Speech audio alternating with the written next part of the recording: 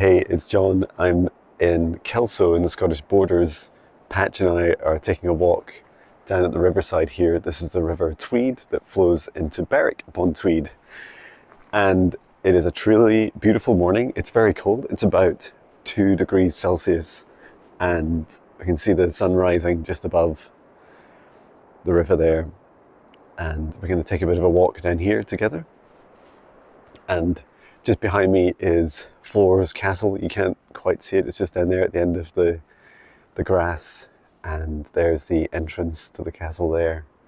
And I wanted to share some of the experiences I've had here recently. So last night I was taking a walk close to here, and Patch and I, we were just really absorbing the different vibes in the area and reminiscing on what it was like back a few hundred years ago. I feel like 150 to 200 years ago time frame.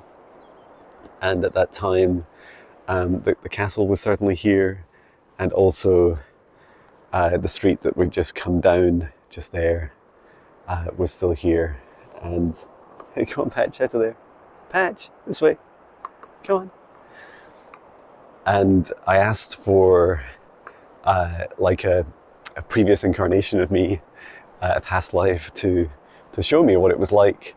And as we walked down there's some beautiful swans, as we walked down the road together, they were showing me like how when they walked down the road, they were well known in the town, and so lots of people would say hello and kind of nod their hats and like get on with their daily chores.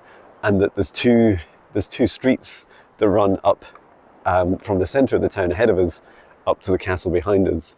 And one was very much the kind of business end. It was like the main entrance to the castle and connection to the town, and that was where all the activity happened. And you can just see at the very end, just to the left of the sun there, you can see the abbey, the ancient abbey there. I think it dates back to, or certainly abbeys date back to like 1,000 years ago there, which is incredible. And so as we walk down the street, they're also saying, and the street that our holiday house is on the other street that runs parallel, that was more where a lot of the staff and people that worked in the town and in the castle would live. And it was more like, and it was also a place of worship and of entertainment, as well as the town centre. And as we walked down, they're like showing me, there was somewhat, as you'd expect, there was a lot of smoke in the air. There was lots of people, lots of noises in the background, people busy working, cooking. There's like smells of like bakery from the centre of the town. I mean, it's only less than a 5-minute walk from the castle down into the centre of town. And they were also showing me how there's so many churches here. You can see a big one here. It's got a huge stone spire, like that entire spire is made of stone, which is incredible. And they were saying like a couple hundred years ago, they'd discovered, people had discovered that this whole area is like in a very sacred site, like this whole town, and that various religions, including like dating back to Druids and Picts and before then, had used this space and really tapped into the energetic grid here. Come on, Patch. He just trapped himself on some wood. There we go. Some twigs. And as other religions turned up here, they started to dominate the area with churches and other places of worship. And it was almost like people had begun a very human thing to like really kind of drain the energetic grid in the area. And my guides were explaining that really the people had taken too much from the energetic grid and not returned enough into it. And they were using the energy for like healing and for communication and activating people's psychic gifts. So that was really, really interesting. And still, it feels like there is a protective grid, like a big dome that sits over the town, and that is still in place to stop people from just like kind of picking at the wound of the land here. Come on, Patch. And the energetic grid below us. So, and this river has a huge amount to do with it as well. The river seems to constantly wash away. Like when you're down here, you just have this beautiful, blissful feeling of all of your negativity and your pain just being washed away by this powerful river flowing down to the sea. And it's on the border between Scotland and England, so it's like a really powerful and symbolic river.